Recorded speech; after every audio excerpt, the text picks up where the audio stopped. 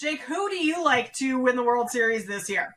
The World Series, I haven't done a ton of work on yet just because there's so many moving parts, but we can start in the AL West because you talked about the Angels, talked about the A's, talked about the Mariners, and that division is super intriguing to me. And a team that I love that I'm super high on, I was last year, I had their win total over, is the Mariners. You just talked about the prices to win that division. The Mariners at MGM right now are 3-1 to win that division. I think it should be way closer. The Astros are overwhelming favorites. I think the Astros and the Mariners should be way closer than they are. The Mariners made the playoffs. They gave the Astros a little bit of a run for their money in the playoffs, showed that they're ready for the big stage, ready to compete with these top tier teams. And I know it didn't go Seattle's way in the playoffs. Obviously, Houston won the World Series, as we famously all recall. But I think the Mariners are really close here. Julio Rodriguez is one of the favorites for AL MVP, as he should be. He's awesome. We call it the Julio Rodriguez Memorial AL Rookie of the Year, hit by bus factor on this show, because he just won it in a landslide last year. He had to be hit by a bus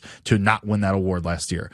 Julio Rodriguez is awesome. He should be up there. He's going to lead that team. But they also got better across the board. They got Jesse Winker out of there. If you read any Seattle beat reporter, Winker was a cancer in that clubhouse. He was terrible. Guys hated him. They didn't want to play with him. He was this guy that thought he was better than the whole team. So they shipped him out of there for Colton Wong, who's a Gold Glove second baseman, which really helps their pitching staff because they have a lot of pitchers that are contact guys that rely on the defense. George Kirby, huge bat to ball guy, doesn't strike a ton of guys out, keeps the ball on the ground. Luis Castillo has an awesome changeup that has a lot of whiffs, but also when you do make contact with it, it's on the ground. Logan Gilbert, ground ball pitcher. Colton Wong and J.P. Crawford up the middle at shortstop and second base. Awesome tandem there to really help these pitchers out.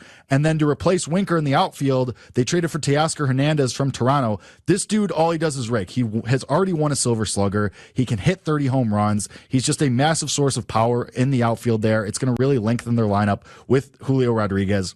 Really like the Mariners to contend for this division crown, for this AL West crown. I think they should be priced way closer to the Astros. I think it's a complete whiff to not have the Mariners closer to the Astros in these division prices. And speaking of these pitchers, George Kirby, I talked about him on this show.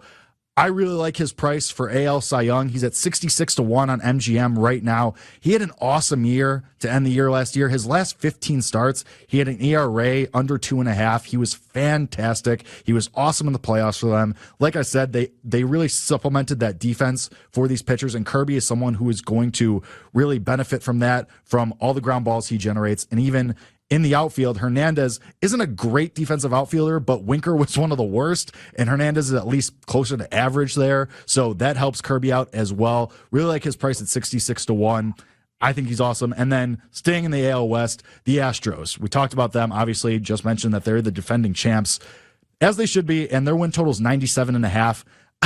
I think it should be 100.5. I think it should be 99.5. Taking the over there. They're awesome. I know I just spent the last 2-3 minutes talking about the Mariners, but what really helps this case is baseball changed the rules this year. You don't have to play just all these interdivision games. You play every single team in the league. So they're not just going to be cannibalizing each other. The Astros get to play other teams like the Pirates, like the Reds, all these bad teams that are in the NL. They don't just have to play the Angels and the Rangers and the Mariners and cannibalize each other. So that really helps. I think the Astros are far and away going to win 100+ games again.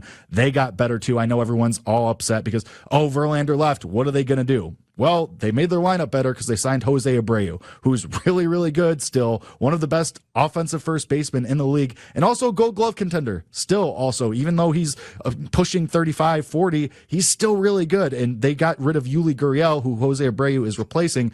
Gurriel was atrocious, truly one of the worst defenders across all positions in the entire sport. Abreu's a really good defender, so that helps all of the Astros pitchers. That helps Framber Valdez. That helps Lance McCullers. That helps Hunter Brown, who is one of their top prospects and one of the top prospects in the sport, who's going to be replacing Verlander in the rotation. The Astros are going to be right there again with Jose Altuve, Alex Bregman, Jeremy Pena, who probably is going to break out now after winning World Series MVP. He's awesome. Oh, and not to mention Yordan Alvarez and Kyle Tucker, who both can hit 40 to 50 home runs on their own. So Astros love their win total as well. And that's the AL West only. Bro, how in the world do you switch into baseball mode that quick? The NFL season just ended 72 hours ago. I'm still thinking football. Dude, I'm still dressed from the parade earlier today, and you just rattled off like an encyclopedia. That was unbelievable. I don't even know what team Carlos Correa plays for based on this offseason. That was crazy. What do you think was the biggest offseason move as far as if you're going to bet on a team? What move do you think had the most impact? Yeah, I mean, the most impact, it's going to be Justin Verlander to the Mets. That keeps and really it's a domino effect, really. Verlander replaces, DeGrom, obviously, as the ace there, but the Mets also lost Taijuan Walker and Chris Bassett. Didn't really know what they were going to do, so they go and sign Kodai Senga from Japan. He's awesome. I think a lot of people are going to learn his name really fast, and it's going to be quick, his ascension. And they also signed Jose Quintana, who is a great, kind of filler guy as your fifth member of the rotation. People are going to look at that rotation and say, okay, well, these are names that, okay, they're fine, or I don't really know. The Mets aren't going to miss a beat. Like, they're going to still be one of the top World Series contenders. I know they're priced like that, so this might seem a little redundant to say, but it's a huge, bridge for the Mets. If they had not replaced Jacob deGrom with someone of a similar caliber, the fall off would have been incredible. And then they continue to fill out the rotation with, average to above average guys, which is really good for them. Pitching will get you. Dominant pitching especially can win you World Series championships. The Astros just did it last year. Look, the awesome relievers and starters that they had all year. And to the Mets' point also, have we just forgotten that Francisco Lindor is really awesome? Like, this is a guy who was in the MVP conversation year after year after year after year. And he was in 9th last year. And we're just kind of like, okay, 25-1. Yeah, sure. That sounds right. I think that's crazy. I think Francisco Lindor should be 10-1 or less. He can steal 20 bases. He can hit 40 home runs, and he plays a premium position on one of the best teams in baseball. And he almost hit 300 in the second half. Like, Francisco Lindor is still a superstar in this league. And I think 25-1 is just way too long of a price for him. He's someone I'm going to be looking at for NL MVP. Yeah, everyone bow down to Jake. I just learned more in the last minute and a half. No, not even minute and a half, 5 minutes than I probably would have sitting here doing research, reading about everything that happened in the MLB offseason. That was amazing.